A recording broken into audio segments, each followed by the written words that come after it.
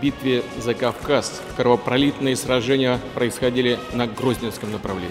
Силами его жителей Грозный был превращен в неприступную крепость. Немецкая авиация нанесла массированные удары по заводам и нефтехранилищам. Однако нефтяники и энергетики в кратчайшие сроки восстановили эти объекты, и Грозный вновь начал поставлять необходимые фронту и тылу нефтепродукты. Указами президента Российской Федерации почетное звание «Город воинской славы» присвоено Грозному.